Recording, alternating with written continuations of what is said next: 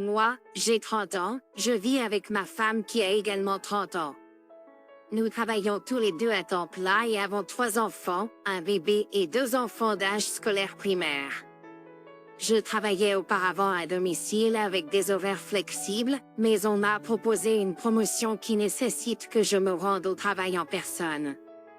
L'augmentation de salaire est importante, alors ma femme et moi avons décidé que je devrais accepter la promotion et embaucher une nounou à temps partiel pour nos enfants. J'ai contacté une agence de garde d'enfants et ils nous ont présenté quelqu'un qui habite localement.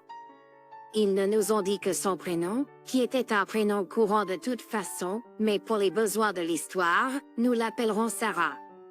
J'ai parlé à Sarah au téléphone et elle m'a semblé très sympathique. Nous avons organisé le jour où elle devait venir chez nous pour rencontrer ma femme et les enfants et pour qu'elle puisse visiter la maison. Quand ce jour est arrivé et que nous l'avons rencontrée, il s'est avéré que ma femme la connaissait déjà. C'était très gênant. J'ai été surpris d'apprendre comment elle se connaissait après. Ma femme m'a dit qu'au lycée, son petit ami de l'époque l'avait trompée avec Sarah, qui était dans sa classe. Elle n'était pas enthousiaste à ce sujet, mais ma femme n'a pas semblé avoir de problème avec Sarah comme notre nounou. Nos enfants l'adorent, et elle a beaucoup d'expérience et est disponible quand nous en avons besoin. Après quelques semaines sans problème, mes 2 enfants aînés sont venus me voir et m'ont dit qu'ils ne voulaient plus que Sarah revienne. Je leur ai demandé pourquoi, et ils ont dit qu'elle était méchante. Je leur ai demandé pourquoi ils pensaient qu'elle était méchante, et notre 2e enfant a commencé à pleurer et a dit que Sarah était méchante et voulait blesser maman. Je me suis entretenue en privé avec ma femme, et au début, elle n'avait aucune idée de ce dont les enfants parlaient et a dit que cela devait être à cause de quelque chose que Sarah avait fait. Quand je l'ai pressée, ma femme a admis qu'elle avait dit aux enfants que Sarah était méchante. Elle a dit qu'elle savait que c'était un plan ridicule, mais elle espérait que je la renverrais. Ma femme m'a demandé de renvoyer la nounou parce que leur histoire la met mal à l'aise. Je lui ai demandé pourquoi ce n'était pas un problème auparavant. Ma femme a dit qu'elle avait juste besoin d'y réfléchir et qu'elle a décidé que Sarah doit partir. Je lui ai dit que nous pourrions trouver une autre nounou, mais qu'il n'y avait aucune raison de se débarrasser de Sarah pour l'instant, et qu'elle était hors de ligne en essayant de les utiliser contre elle lorsque Sarah n'était aucun danger pour eux. Je lui ai dit que nous pourrions trouver une autre nounou, mais qu'il n'y avait aucune raison de se débarrasser de Sarah pour l'instant, et qu'elle était hors de ligne en essayant de les utiliser contre elle lorsque Sarah n'était aucun danger pour eux. Ma femme n'était pas d'accord et a dit que nous devions licencier Sarah dès que possible et embaucher une babysitter temporaire jusqu'à ce que nous puissions trouver une autre nounou. Elle a dit qu'elle ne les utilisait pas comme une arme. Elle fixait juste des limites. Cela a dégénéré en une dispute très animée, et je l'ai traitée d'insécure et de contrôlante et lui ai dit qu'elle devait aller en thérapie. Je lui ai dit qu'elle était insensible à ses sentiments et que je devais me mettre à sa place. C'était l'un de nos plus gros arguments depuis très longtemps, et je veux juste avoir un avis neutre sur le fait de savoir si j'avais tort. Pas l'idiot, et son comportement me dérange. Cela me dérange. Je ne peux pas imaginer causer à mes enfants de craindre pour leur sécurité ou celle de leur mère à cause de mes propres insécurités du lycée. Je veux dire, le manipulateur et le comportement abusif sont dérangeants. Si la vérité n'est pas dite à ses enfants, ils pourraient finir par croire que papa a engagé une méchante personne pour se débarrasser de maman. Je pense que le licenciement en raison du comportement de ma femme et de ses problèmes pourrait entraîner des poursuites, des diffamations et un licenciement abusif. Oui, ma femme aurait dû refuser dès le début. Je ne crois pas à la période d'essai. Si c'était vraiment parce qu'elle avait changé d'avis, pourquoi s'embêter à mentir à ses enfants sur la nounou et espérer qu'elle serait renvoyée? Pour moi, cela semble délibéré. Elle cherche à se venger de la fille qui a trompé son ex. Je parie qu'elle espérait que son mari ne découvrirait pas le mensonge et ne la laisserait pas un mauvais avis. Je suis tout à fait d'accord ici. Elle voulait engager Sarah juste pour la licencier plus tard pour se venger d'une rancune d'enfance. Et elle a été d'accord pour effrayer inutilement ses propres enfants pour le faire. Elle a utilisé ses enfants comme des outils de manipulation pour obtenir ce qu'elle voulait, tout cela à cause de quelque chose qui s'est produit au lycée. J'ai des préoccupations légitimes pour vos enfants. Oh. C'était si facile pour votre femme de l'utiliser, comme si elle n'avait même pas à y réfléchir longuement ou profondément, et elle l'a fait sans aucun remords, ce qui me ferait croire que cela ne est pas produit peut-être juste une fois ou deux fois avant, mais est une tactique que votre femme utilise chaque fois qu'elle sent qu'il l'aiderait à obtenir ce qu'elle veut. Juste savoir. Oh, si vous divorcez, elle manipulera à 100% les enfants contre vous aussi. Mon père est décédé quand j'avais 22 ans et que ma sœur en avait 25. Après s'être fiancée, ma sœur m'a demandé si je voulais bien l'accompagner à l'hôtel. Au début, j'étais ravie et j'ai accepté avec enthousiasme, mais les choses ont rapidement changé après que ma sœur a réalisé que ma femme était enceinte. Au cours des mois précédents, ma sœur a rendu la vie de ma femme misérable, qui était initialement une de ses demoiselles d'honneur, mais a récemment appris qu'elle ne serait pas. Au début, c'était bon, mais à mesure que la grossesse de ma femme devenait visible, ma sœur a parfois taquiné ma femme et lui a fait des commentaires grossiers. Pendant sa fête d'enterrement de vie de jeune fille juste quelques jours auparavant, elle a même crié sur elle parce qu'elle était trop distrayante et ne buvait pas. L'assaut consécutif a entraîné le fait que ma femme a été écartée de ses demoiselles d'honneur. Elle l'a même laissée, mon épouse enceinte, sur le bord de la route tandis que ma sœur se rendait à une fête prévue, en partie, par ma femme et dans une limousine payée par moi. Cela, associé au fait qu'elle m'avait récemment demandé de demander à ma femme de rester à la maison car sa grossesse attira l'attention loin d'elle lors de son jour spécial, m'a juste brisé. J'ai donc appelé hier après avoir découvert ce qu'elle avait dit à ma femme, et je lui ai dit que je ne serais pas présent au mariage et qu'elle devrait trouver quelqu'un d'autre pour m'accompagner. D'en aller. C'est à ce moment que les appels ont commencé. Tout le monde m'a appelé, me disant que je surréagissais et que j'essayais délibérément de saboter son mariage. Elle m'a même appelé pour me crier dessus et m'a dit qu'elle avait toujours détesté cette sorcière en référence à ma femme. Je lui ai dit d'aller se faire voir. Ma mère a été extrêmement compatissante envers ma femme, et elle est d'accord avec moi. Ma femme a pleuré à cause de cela, et elle a reçu une avalanche de messages. J'ai bloqué tous mes proches, sauf ma mère, et je prévois un voyage à Disneyland pour ma femme et moi le jour du mariage de ma sœur, car j'ai déjà réservé les jours de congé au travail, et Disney est l'endroit où ma femme et moi sommes allés en première date lorsque nous vivions à là. Cette nouvelle a déclenché sa propre avalanche. Néanmoins, suis-je l'idiot? Oh! Pas l'idiot. Mais ma sœur a-t-elle été comme ça avant? Cela semble aller au-delà de la future mariée aimée. Je donne aux mariés 3 ans, tout au prix. D'accord totalement. Ta sœur a saboté son mariage. Je suis surprise que les autres demoiselles d'honneur n'aient pas abandonné et que le marié ait encore l'intention d'épouser. Peut-être sont-ils des oiseaux du même plumage. Bien sûr, il peut ne pas avoir été informé de la vérité sur les raisons pour lesquelles vous avez abandonné. Qui abandonne une femme enceinte sur le bord de la route et l'accuse d'être une rabat-joie parce qu'elle ne veut pas boire? Un prétexte pour montrer son ventre? Toute la partie de mariage du côté de la mariée sont tous des idiots pour avoir permis cette intimidation. Il y a une limite où même la mariée doit être arrêtée.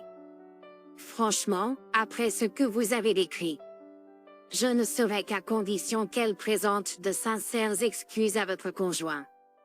Et quiconque prend le parti de la sœur après avoir entendu toute l'histoire peut aller se faire voir. vous avez défendu votre femme lorsqu'il était plus facile de suivre le courant. Bon travail.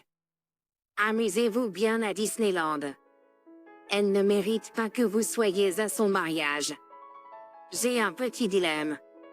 Ma 27e grand-mère féminine est décédée il y a 4 ans. Lorsqu'elle s'est fiancée à mon grand-père, il lui a offert une bague en or 21 carats avec des diamants et un rubis au centre. Cette bague a finalement été transmise à mon père lorsqu'il s'est préparé à demander ma mère en mariage. Pour ce que je sache, elle ne l'a jamais enlevée et la bague a été rendue à mon père quand ma mère est décédée.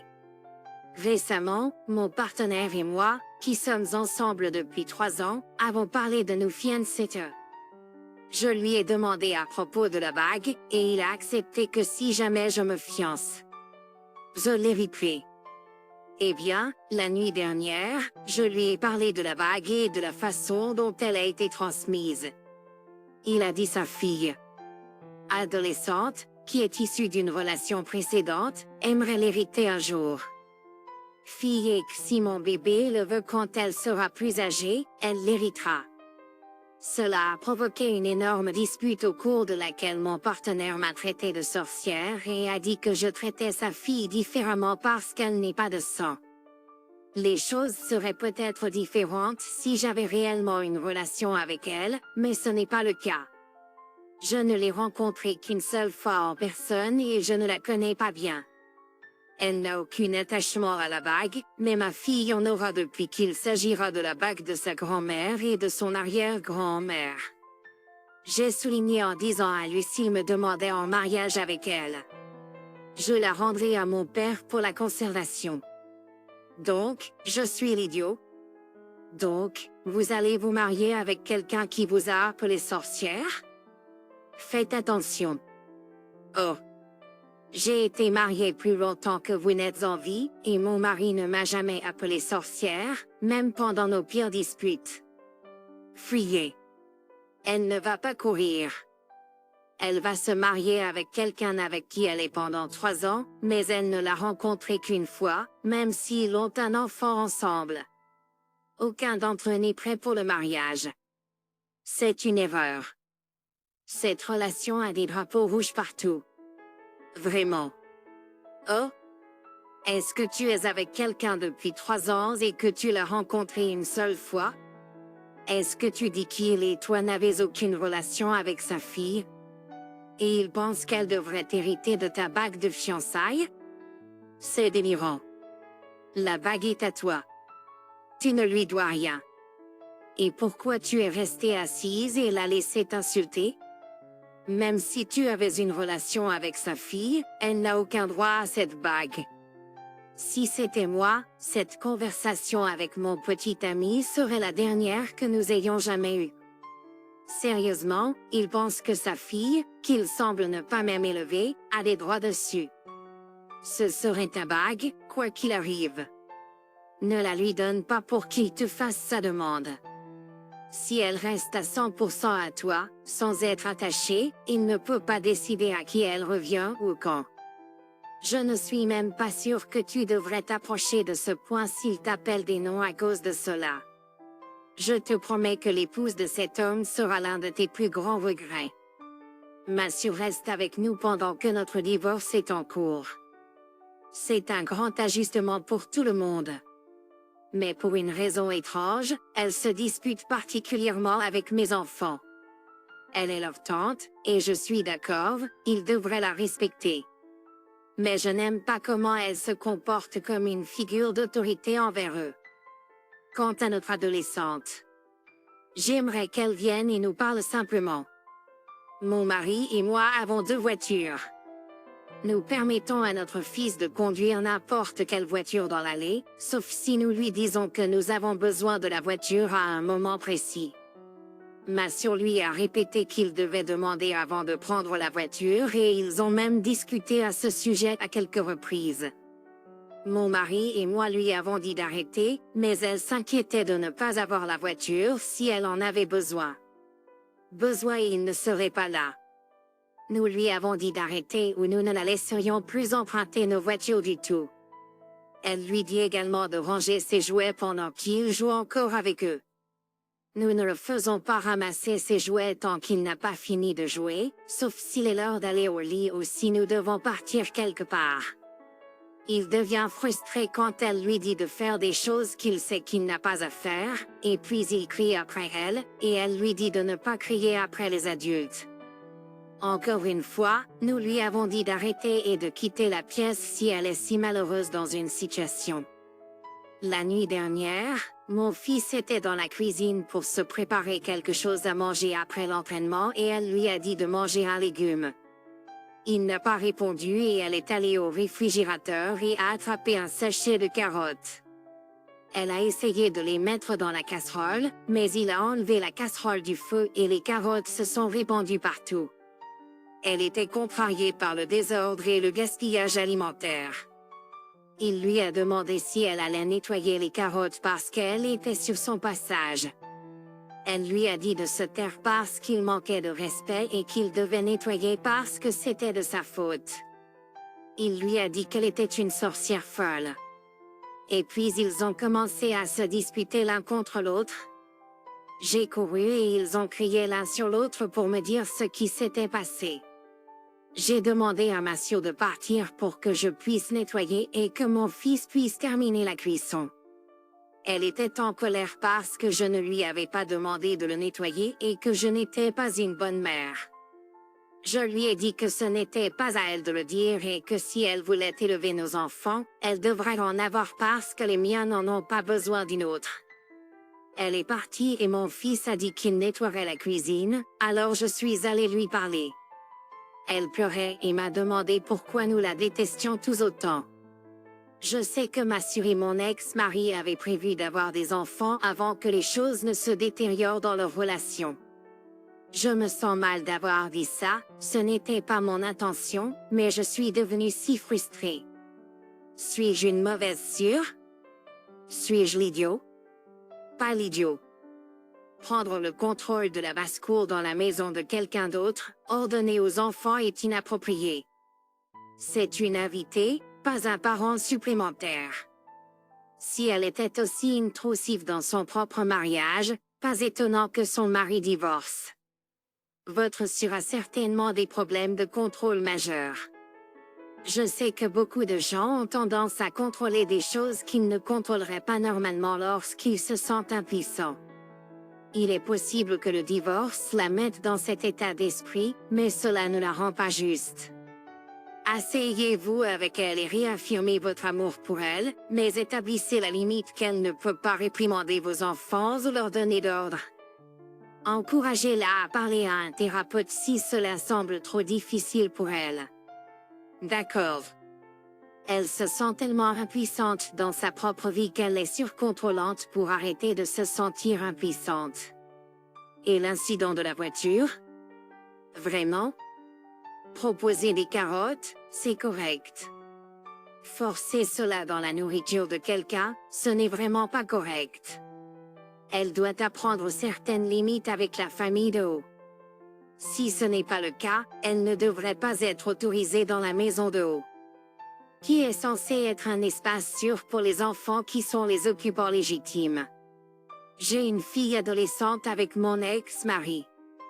Après notre divorce, sa sœur s'est installée avec lui pour nous aider à élever notre fille. Ma belle-sœur et moi, nous ne nous sommes jamais entendus. Elle ne peut pas avoir d'enfants et elle était toujours jalouse de moi parce qu'elle aime les enfants. Maintenant, elle fait comme si elle était ma filleule. Quand ma fille était plus jeune, elle l'appelait maman pendant un moment, mais je l'ai corrigée et je lui ai appris à dire tante à la place. La nuit dernière, ma fille est sortie de sa chambre au milieu de la nuit et a demandé sa tablette à iPad. Nous la lui retirons la nuit pour nous assurer qu'elle ne joue pas avec au lieu de dormir. Je lui ai demandé pourquoi, et elle a dit qu'elle avait fait un mauvais rêve et voulait parler à sa maman. J'étais dévastée. Je lui ai dit que j'étais sa maman et que j'allais l'aider à s'endormir, mais elle a insisté pour parler à sa tante, alors nous l'avons autorisée. Je n'ai rien dit à ma fille, mais ce matin, j'ai appelé mon ex-belle-sœur et lui ai dit qu'elle devait arrêter de se comporter comme la maman de ma fille. Ce n'est pas elle sa mère. C'est moi. Et si elle essaie de faire ça encore, je les emmènerai au tribunal et je demanderai une garde plus importante parce que je pense qu'elle essaie d'aliéner mon enfant. Elle m'a traité d'idiot et de sorcière jalouse pour essayer de gâcher leur relation et a plus ou moins sous-entendu que je ne pouvais rien y faire. Et qu'elle n'allait rien changer. Suis-je idiot d'essayer de changer les choses? Et vite. Je la vois tous les autres week-ends, et son père là le reste du temps. Cet arrangement de garde est en vigueur depuis 9 ans. J'ai choisi un arrangement de garde qui était mieux pour elle, et j'ai essayé de passer autant de temps avec elle que possible. Je pense que nous avons une bonne relation, mais je pense que cela pourrait être mieux si mon ex-belle-sœur arrêtait de se comporter comme sa mère. J'essaie au moins d'avoir quelques heures de libre pour passer du temps avec elle, mais ce n'est jamais assez pour elle. Je suis fatiguée, ma tante est une meilleure mère. Elle jouerait avec moi, des commentaires. Sa tante est une mère au foyer et une nounou, donc elle a beaucoup de temps libre, mais ce n'est pas mon cas. Les enfants n'appellent pas leur nounou maman. Que suis-je censé faire? Définitivement pas l'idiot. Aller au tribunal. En aucun cas une autre femme ne devrait conduire un enfant à croire qu'elle est sa mère. Cette femme semble mentalement malade pour permettre à votre fille de l'appeler maman. Question sérieuse. Les tribunaux interviendraient-ils réellement dans quelque chose comme ce que l'enfant appelle son tante? Comme ferait-il respecter cela? C'est compliqué et pas bon pour l'enfant. D'une part, l'enfant fait confiance à la tante/mère et la considère comme mère. D'autre part, cela pourrait être considéré comme une manipulation. Qu'est-ce qui est le mieux pour l'enfant? J'ai une fille tous les autres week-ends, tandis que le père a la garde principale. La tante est la principale responsable et la figure maternelle principale dans la vie de cette fille. Cela ressemble simplement au fait que l'enfant est plus proche de sa tante et préfère que sa tante soit sa figure maternelle. Il suffit que ait donné naissance pour qu'elle soit une bonne mère. Pour tout ce que nous savons, elle n'a pas été dans la vie de sa fille tout ce temps et est simplement jalouse qu'une autre femme se soit présentée comme une figure maternelle appropriée. On ne voit sa propre fille que 4 jours par mois et ne veut pas se battre pour la garde. Mais sa jalousie envers une autre femme qui prend mieux soin de sa fille la pousse soudainement à vouloir se battre pour la garde. Je ne pense pas qu'O soit sans reproche ici. Je ressens comme si O était un homme, nous l'appellerions un déserteur pour ne passer que quelques heures tous les 14 jours avec leur enfant et dire que c'est le mieux qu'il puisse faire.